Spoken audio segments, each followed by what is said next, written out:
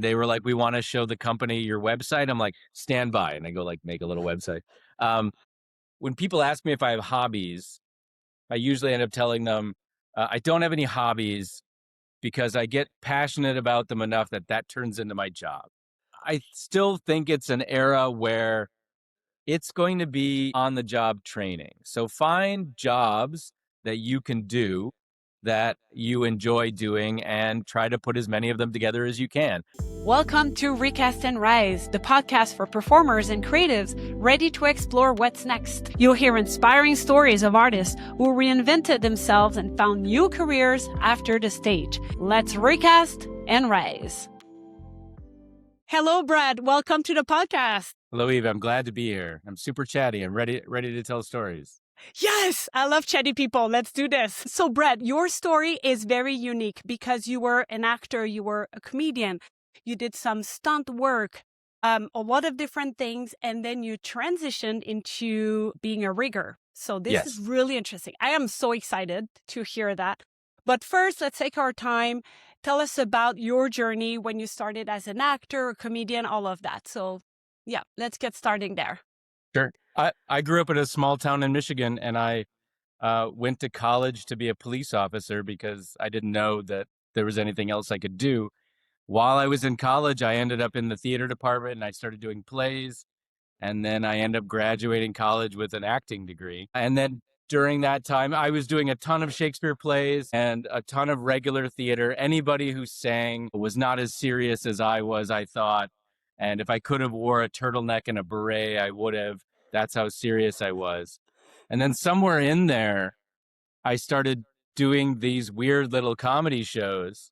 And then I figured out that, oh, I really liked being funny. And I got very passionate about being funny and I started to choose more of that. Actually, if I think about it, my acting was very serious.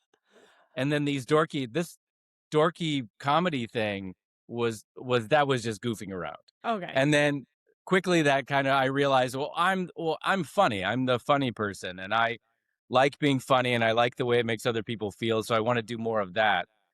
And in that, I started to learn some circus skills and perform at things like the Renaissance Festival and variety shows and burlesque shows so that I could get more stage time. I just wanted to be on stage more. So if I could learn 3 tricks on the Diablo, then I get more stage time. Well, then that opened up to a little bit of like low level circus performing.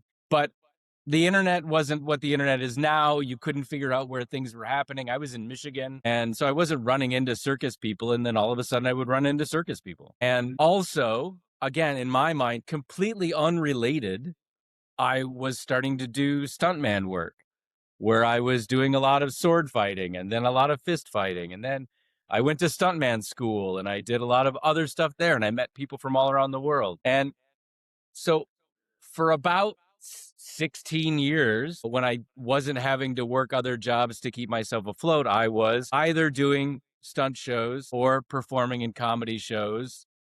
And then the third thing I would do would be I'd work as a handyman, or I'd do my little side jobs, whatever it needed to be. And that journey, yeah, that was 10 or 12 years it took. Like, it wasn't fast. Uh-huh. I didn't get picked up by anybody and then that was it.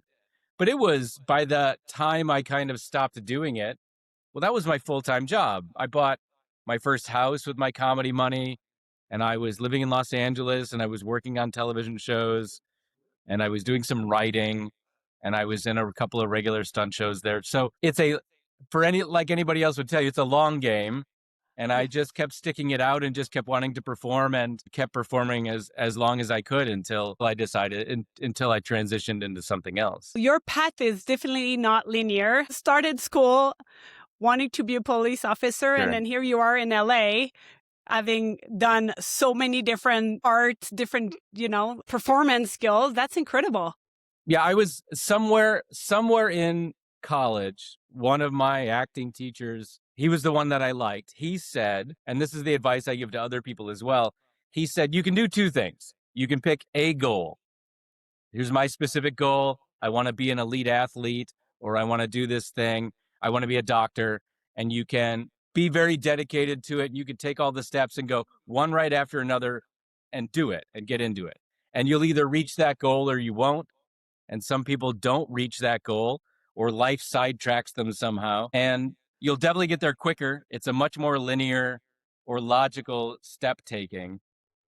And then he said, or you can kind of be open to the fact that there's a handful of things that you like, or that touch you in some way. And if you remain open to those and continue to pursue them as best you can, you'll eventually get to some place that fits you better. It won't seem very logical at the time when you look back on it. Now, when I look back on it, it seems very logical. Yeah. Yeah. But you couldn't have planned that. And usually I try to make sure that when I tell that story or I let other people know about it, it's a much longer path. And you can easily get distracted, but you'll end up getting something out of it that you want later down the road. When people ask me if I have hobbies, I usually end up telling them I don't have any hobbies because I get passionate about them enough that turns into my job. That is so great. I've never heard that. That is so true. And Yeah. you're lucky that your passions can actually lead into work. Kind of. I mean, it's okay if they don't. Yeah. Yeah, I went through exactly. I went through my BB gun phase and my knife throwing phase, and neither of those turned into a job. But I definitely met, the people that I meet along the way, or even Yeah. now, the job that I have now is kind of not really a job as well. But it's definitely not something you could plan for. Yeah. And it had to whatever degree on anybody else's metric, it's worked out to a degree or not worked. It's wonderful. I absolutely love that you remember your teacher and Yeah. how that probably, would you say, Brett, obviously it stick with you until today. Well, But it was either the best advice I ever got or the worst advice I ever got. So it's hard to it's not there's probably both. It's yeah. probably exactly 50-50 both. I could have just picked three things and had a job and bought a house by the time I was 25, but Yeah. that's not the path I ended up on. It sounds like I always think of a career change in three different stages, exploration, then you research, and then you take action and take your next step. Yeah. It sounds like you were in the exploration phase for a very long time, but it led to beautiful, different variety of things that you've Sure. done. You were exploring, it sounds like you were open to opportunities like Yes. constantly. Yeah. It's And amazing. still am. I think it's very much been that's been my path ever since I was told that. I probably would have gone along that path. He just happened to crystallize it fairly well. Yeah. Yes. So then you were in LA. Okay. So what happened after that? Because now you are working with Fight and Flight Entertainment. Mhm. Tell us about that. Like, what's the gap there, or did you start that Sure. transition? I was doing fairly well as a performer. I had some shows that over about 3 years, I had some shows that I had written, and I was doing a lot of very regular stunt work, and I was doing a lot of television and movie stuff. And I ended up getting married, and like most people, I ended up getting married to somebody who didn't really understand how much time it took to be this successful, and as relationships do over time, really just kind of wanted me to have a more understandable job or a more regular job or something like that. Yep. We had a house and I had a stepdaughter, and there was pressure on me from them and from society in general that I should be more serious and do something that other people understood. And that pressure took a lot of the fun out of performing, which I felt then made me not a good performer. So I started to feel that all of the weight of that made me feel like I wasn't doing as well and I didn't have things to offer. And of course I'm being nudged to do something more logical. So unfortunately, that kind of span of time, those 2 or 3 years, I started doing less performing, and we moved from Los Angeles to Vegas because it was cheaper to live there. And I started to pursue like what are these other skills that I have? I'm kind of handy. I can work in a shop. a scene shop or something like that, and just kind of started moving a little bit in that direction. I do remember when I officially stopped performing. Like I remember walking backstage and telling someone and just feeling all of the weight of the world of all of these other things on me. And I walked backstage and I'm like, I think I told my friend, I'm like, I think I'm all done. And I didn't want to be I definitely didn't want to be one of the performers that I had seen that had just kind of kept their act and kept going, but Mm. they'd lost the things that were there when they were really in the mix. I didn't want to be that. So I felt like, well, to kind of tear the band-aid off and kind of do it. And yeah, and so then of course I don't have any other marketable skills. I'm not performing anymore. There's no stunt shows in Vegas for me to be in. And I end up getting the quick transition outside of the relationship thing is I got a job at a scene shop. I got a job at the scene shop at the MGM Grand. And the job at the scene shop at the MGM Grand was responsible for maintaining the rigging in Studio 54 for the acrobats that they had there. And then we also had crossover with Ka, which was only 3 or 4 years old at the time. So in my 2 years at that scene shop, I learned how to fabricate everything I could ever want to fabricate. But I would see people in harnesses and ropes. And I was like, well, hang on. I have a harness and I have ropes. And I used to run a zip line for 5 years. I knew enough from stunts like that. Wire work and stunt work was starting to do a lot more rigging the same time Ka came around. And so in the grand scheme of like what we now know as acrobatic rigging, all of that was happening right then. And so I pushed the guys in the scene shop. I'm like, I'd like to do more of this. I'd like to do more of this. And they wouldn't let me rig. But then I got a job at Circus Smirkus and I went off to be the rigger at Circus Smirkus for the summer. And then my friend who was developing a show wanted me to come perform in the show, a circus show. And I said, I'll come perform in the show, but I want to be the rigger for the show. And so in a span of just a couple, it again, not a fast transition, 2 or 3 years, I was like, well, I'm interested. I have some of this skill already, and I'm very interested in it. And now I'm very passionate about learning more about that. How can I get into it at a time where everyone was like, we don't let people in. Nobody gets in. Oh, are you on the VIP list? You needed to be on the hot. I had to sneak my way in sideways. And then once I got a job at a circus, and then I came back, and oddly enough, we were going to move away from Vegas, but I was still just applying for jobs. And I applied for a job at O, and I went in for the interview, and I had a terrible interview with Larry, the head rigger. It was bad. I didn't have anything they were looking for.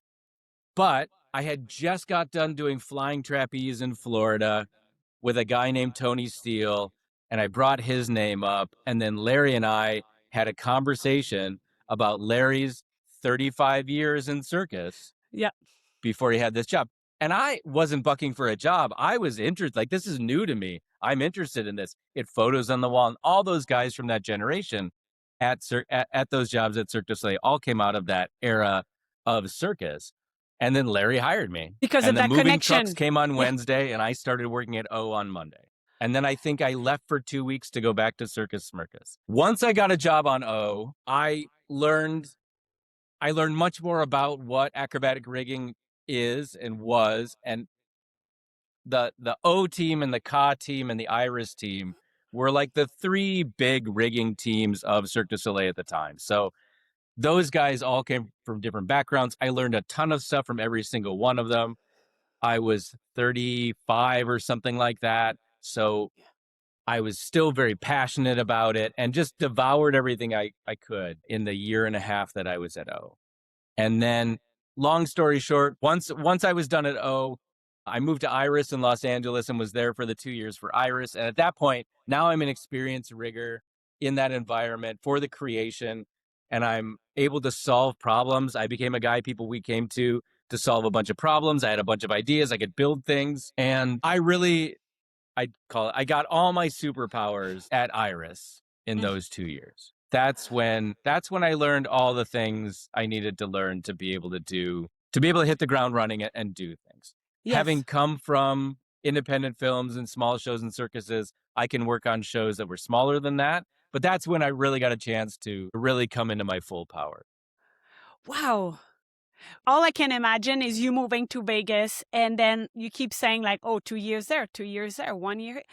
I think it's important to talk about how sometimes we need to be patient when we go through a career transition, Yeah, especially, I mean, yes, performers, artists, but anyone who's looking into transitioning into another career is to take the time and we all want to be on a rush to find a good next thing and feel passionate and I want to love this as much as the stage. And sometimes you will sure. find it, but also it's okay to take the time and potentially fail and not finding your next thing Yeah. tomorrow, you know? Well, I think show business is unique as opposed to if I just wanted to go be an electrician, a Yeah. house electrician. Like, yeah, there would be steps I'd have to go through to be able to do that, but they need those. Like the people, those jobs are there. They'll gladly go from a crew of 10 people to 11 people or something like that. And entertainment has always been extremely unique, especially as a performer, because somebody has to put together a show for you to be a part of. And there are way more people that want to be a part of it than there are shows and opportunities. Mhm. And even if you want to build your own opportunities, that's no small task. So somebody has to let you pay for it, or you have to use a building. Like it's not, there's so many hoops to jump through. Yes. So even though, like, if I was to come out, even though I see technicians all the time, they come out of college, they get a job at Feld Entertainment, maybe they get a job at Cirque, maybe they get a job on a touring show or Disney on Ice or something like that. That's good. Most of them are able to do that pretty quickly. But still, even the most successful Broadway shows close without notice, Mhm. tours end, they Mhm. burn people out. They're not good jobs. And Yeah. I think it's our it takes a long time to realize that there'll be more. And so, whether you're a performer or anybody, I'm in a hurry. I'm passionate about it. I'm in a hurry. This opportunity is the greatest opportunity. Oops, it didn't work out. I'll never work again. This opportunity is the greatest opportunity. Yeah. And that pattern, if anybody's listening, that pattern doesn't go away for a long time. Yeah. So true. Quick pause. If you are a performer wondering what's next, let's connect. Book a call with me or send me a message and visit my website where you can find more tips and tricks to navigate your career change. And don't forget to subscribe to this podcast for more inspiring stories and career tools. Now back to our chat. Oh, yeah.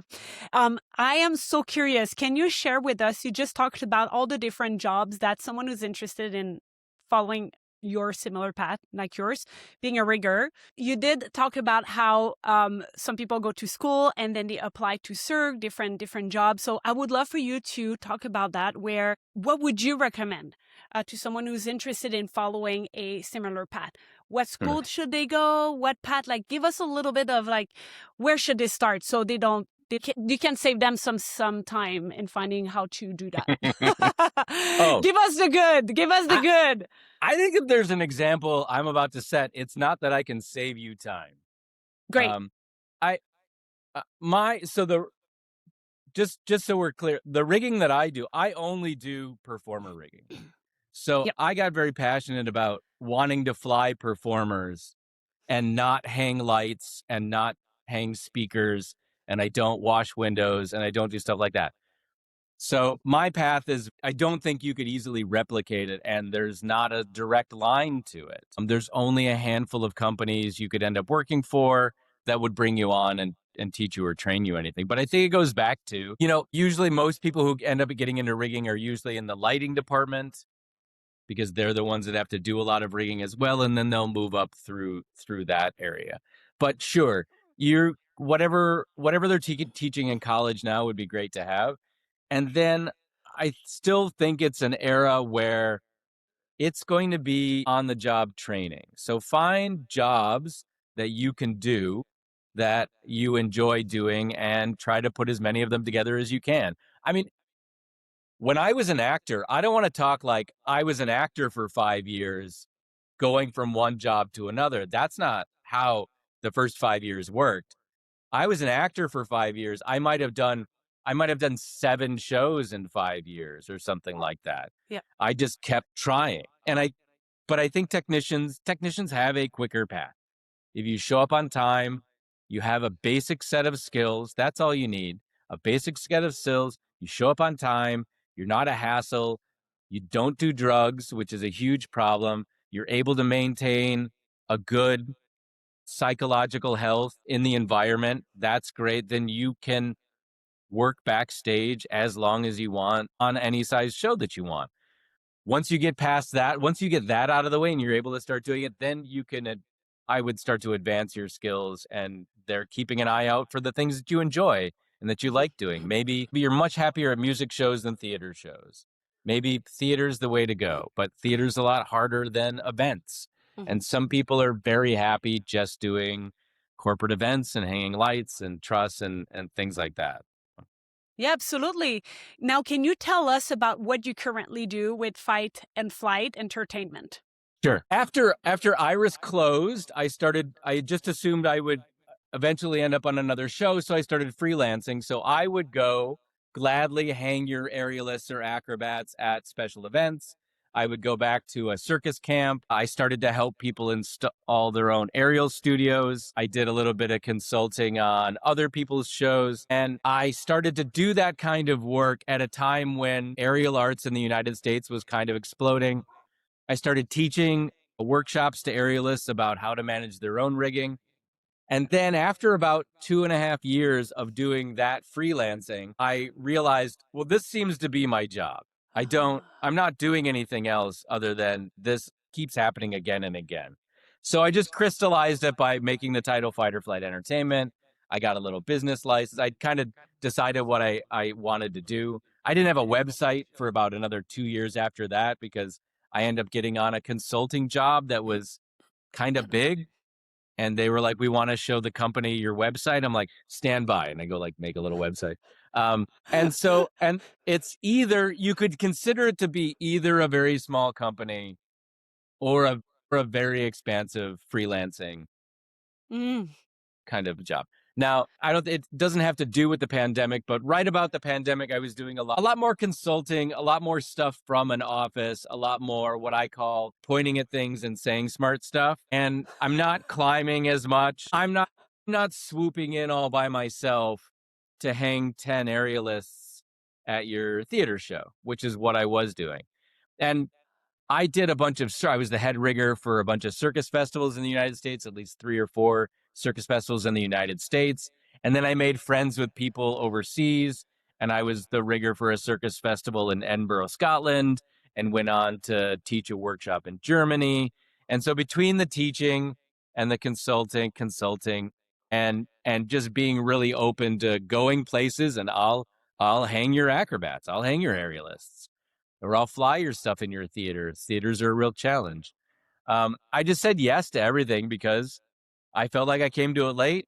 I was still very passionate about it. I was learning a lot every time I did something. And as I went along doing that, uh, things would then level up and I would get bigger jobs or smarter jobs. Or now the jobs I get, I do much more sitting and talking than I do climbing on things. I still will climb things on occasion, but I do a good amount of sitting and talking. What would you say, because you have people on your team that actually do the climbing and all, Yeah, or no? I don't want to misrepresent. I don't have people that work for me full time. I Yeah. hire other freelancers, but I Yeah. also was, because I started, I think because of the way I was an actor and how many times I'd slept in my car to go to, because I couldn't afford a hotel at a gig. I was unaware that I could just hire people. Mm. So I was still, will very often go back to kind of like an independent film thought process of stuff of like, I'm going to keep this small. I'm going to keep it cheap. It's just going to be me. Like maybe I'll get one other person. And it took me a long time to learn the lesson of this goes way better if I just hire 3 other people to help me. Everything goes faster. And I was always under the impression that the clients didn't have the money for things like that. I wish I'd learned that lesson a lot sooner because they do. They do. They've set aside that certain amount of money. If I say we need a same thing now when I do movie and television work, I think like I'm always thinking about how I'm going to do it myself when it's really a 5-person job and they have the money to pay for it. You just have to give them You just have to give them a reason and an explanation as to why. Hmm. Like, I can Hmm. come do it. It's going to take me a week to do it, but we could do it with 3 guys in 1 day. Yes, and then they have also the money to pay the hotel room, so you don't have Yeah, to be in so it your gets car. better. I mean, It gets better. it was that same way when I was an actor. I remember the first time I got a hotel room, and I remember the first time I got per diem. I remember the first gig I ever got flown to Mm, that I didn't pay for, right? These were benchmarks as a performer. Some performers will walk into jobs and they'll be like, "Well, everybody else gets flown and they get all." I'm like, "Well, that's not this job. You're at the wrong show for this one." So I remember those benchmarks of I remember the first time, yeah, I remember the first time I made like $5,000, which was just an insane amount of money. yeah. And I got a hotel. This is crazy. Um, so when I moved into what I do now, I had a better scale of what's required there. Yeah. Uh, and I think it's really hard. Anybody that runs their own business and anybody that's a performer, they're one of their biggest challenges is picking how much they cost, picking their day rate, Yeah. because everyone else is telling you what they charge and they're all lying to you. And again, it's like anything. I think the way that I figured out what it costs for me to do this is two things. Is it's I can look back now and see, oh, it seems like this amount works best. But what nobody told me was I can just call everybody else who does it and ask them what they charge Mm, because they've had the same journey. And I never did that as a performer. I do it all the time now. I don't negotiate a contract or get involved in a project without calling somebody who's already worked for them and having a certain number of questions for them and straight up asking like what is it what do they pay or what are my challenges with it. I don't because I want to quote them what everybody else is paying to a certain degree. mm. I rarely I'm not the most expensive person who does what I do, but I've had to learn to ask better questions for sure. This is so great. And for everyone who's listening, I absolutely love your approach to not be scared, not scared or hesitant to ask advice, feedback, especially your rate. You're right. You don't know. Your rate Yeah, here in the US versus going to Europe may be different, and you have zero idea. I sure. love that. It's so great. There's no reason for it to be a secret. I asked the employer. They know. I learned that as a performer. I learned that as a performer. They're like, "What's your day rate? We want you to come do our show. What's your day rate for it, or what's the rate for the weekend?" And I'm like, I give a number that I've heard the other performers talk about, and of all of those times in those negotiations or those conversations, only one of them ever said to me, "Hey, man, that's not what we pay our people. We pay our people this much. Would this be okay with you?" And I'm like, why isn't everyone just leading with that? You know exactly Yeah. what you pay. And especially performers, you've got A-list performers on the gig and you've got B-list performers on the gig. And I was a B, but I was a top B. And they're like, look, we pay our A-list people about this and we pay our B-list people about that. And then now I'm in a way better conversation. I'm like, well, I'm in your B tier, but I feel like I'm at the top of your B tier. I'd be really happy with this amount. And now the conversation's over in 10 seconds as opposed to this Yes. secret hemming and Yes. hawing. And this reminds me the same if you someone would work into or transition into the corporate world, you still have to have those kind of Yeah. conversations with salary negotiations. It's that painful conversation regardless. And if the answer is like, sorry, we cannot afford you, you have to either accept what you're being Sure. offered or being okay to walk away. Yeah. And yeah, that Right. that is yeah. And it's way easier later when you're Yeah. more successful and it's okay to be like, all right, fine, it's Exactly. not for me. Somebody else Yeah. will take that on. But when you're young and hungry, and I don't even think it's the money thing, I just think it's the opportunity. I want to do shows. I want to come hang your acrobats and I want to do shows and I want to do it a lot. And I need you to give me this opportunity. Yeah. And I think that drives so much of it. It's unfortunate the money conversation is as uncomfortable as it can be. You know, Mm. when I work with a lot of now that I'm in Atlanta and I had a circus school and a training center here and I dealt with a lot of stunt people, everybody's in the union, SAG, and they set the rates for everybody. So everybody that gets in knows exactly what they're going to make every day. There's no negotiation. They don't have to do stuff like that. It's about like $1,000 a day is what you get if you're doing something for SAG. And then if when I would bring them on to do projects with me, they'd be like, "Well, we're going to make $1,000 a day, right?" And I'm like, "You're probably not. Just be clear. Yes. Like that's a lot of money." And they don't go home with that. They go home with $600 a day Yeah. because of taxes and fees and everything else that gets taken out of it. So I'll tell them, like, you can be unemployed tomorrow, or you can come work with me and we'll make much closer to what you take home. Yeah. And then you can do what you want to Yeah. with it. And that's perfectly acceptable. I almost nobody's ever, once you explain it like that, nobody ever really pushes back on it. But Yes. they have the luxury. They have the luxury of not having to go through this what do I cost process. Exactly. Wow, this is so great. I didn't know you were in Atlanta. Yes. How do you like it over there? I like it a lot. I moved away for Yeah. last year, but I like it Yeah. a lot. I didn't come here for showbiz. I came here because I was in Vegas before this and I wanted a house with trees and grass, and I have a Hmm. dog who likes to be outside and we go swimming and stuff like that. So, Hey. Yeah. Yeah. So, Brett, before I let you go, can you please share with anyone here who's interested in rigging?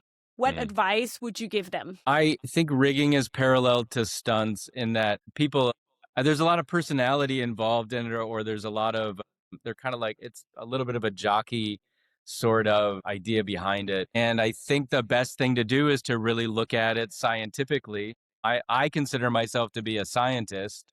I'm there to work out the physics and the risk reduction of things. Any industry that's heavily involved in safety will immediately use safety as a tool to gain an advantage over others, or they'll make other people afraid to make themselves more important. Everybody can do whatever they want. I think it's really cheap to try to make people afraid, and there's way more science to it. If you just acquire your basic set of skills and have a good understanding about what your job is there, I think you'll be on the right track. And riggers need to learn how to use tools. They need to be able to climb to a certain degree. They need to know how the equipment works and what the equipment is. And I think honestly, I think the best thing that anybody that wants to get into rigging could do is get a job on a rigging team with other riggers. One of the things that it affords us is that if you have 200 feet of rope, 10 carabiners, and 2 pulleys, now you can hang all the acrobats you want at every music festival you want to, but you've never worked for anyone else. You've never been a part of a team that's holding you accountable for Mm. what you know and what you don't know. Of course, I think that because that was my path, where I was on a team of people that were way more awesome than me. So all I wanted to do was be just as skilled as they were. And but we were really interested on those teams to be the best team we could be, and we would geek out about how good of riggers we could be. Yes. So we would do extra rope access training, and we didn't have anything to do, so we're going to do some rescues. And what if we redesigned the way the trapeze comes in on this show? We had that opportunity, but Hmm. I think it's a team aspect of surrounding yourself with people who are somewhat more knowledgeable than you, who aren't who've got the right attitude of like, well, how good does everyone want to be? Because Yes. that was mine. And then when I've had the chance to be a head rigger and when I've trained teams, and now when I go into train teams, that's kind of my attitude about it. I don't try to crush everybody with information about how important we are, because we're not. We're just a part of the show. I really will give them levels of, hey, man, we could just do this. But if you want, we could do this next level if you want. And what if we did this? Yeah. And what if we did that? And then usually my question ends up being like, all of them will work fine for what we're doing, but ultimately, like, how good do you want to be? How far do you want to go? I have Mm. people come to me all the time saying, I do probably 2 or 3 times a month, someone will email me because I've got some amount of presence, and they're like, how do I get into it? Or what do I do? Or I want to learn more about it. And I try to send them on a path or two about it, but usually I will offer an opportunity for them to learn something and they will tap out and they give up. What And would you I just say? Why? I'd be like, "Hey man, you give me a list of the 5 things you want to learn. You can come over to the house on the weekend and I'll teach you all 5 of them." And I had to stop doing that because then nobody would take me up on it. Interesting. And Huh. I don't know the I'm not entirely sure the psychology behind it. Maybe I made it too easy, Yeah. but then I also go through phases where I don't help people anymore. Like Yeah. somebody has used up my help over time and Yeah. it needs to recharge. Yes. Yes. But usually it's when that happens, and it happens more often than you might think. They'll be like, I want to learn, I want to learn, I want to learn. I'm like, I'm game. I want to teach. I enjoy teaching the things that I know. Let's do it. And I'd say probably 9 out of 10 of them just kind of Okay. they give up on it. Whoever is listening right now, Brett is willing to help. Okay. So, Well, I in my both in my performing in there's a lot of nobody's there to help you when you're a performer or when you're a rigger or in any job. We're all too busy to help each other. Nobody wants to help you. So I think it takes 35 years to look back and realize I was really lucky to have these people who decided that their life would be better if they taught me 3 things. And that's how I got to the point that I am at in either career yeah. to whatever amount of success. I love that. Brett, thank you so much. You will be someone's mentor soon. I can feel it. It's going to happen. They're out there. Hang on. I've got my kids. My kids are out there. But Yes. Thank you so much for today and for sharing your story. It's very you've done so many different things and you took your time. You trusted the opportunity, you followed your gut, and yeah, it's really inspiring. well, I hope somebody thinks it was funny, the stories I tell. Yes, I don't you have are to be funny. I don't want to be the best rigger. I just want to be the funniest rigger. Thank you so much. Thank you. Of course, I had a great time. Thanks for having me on.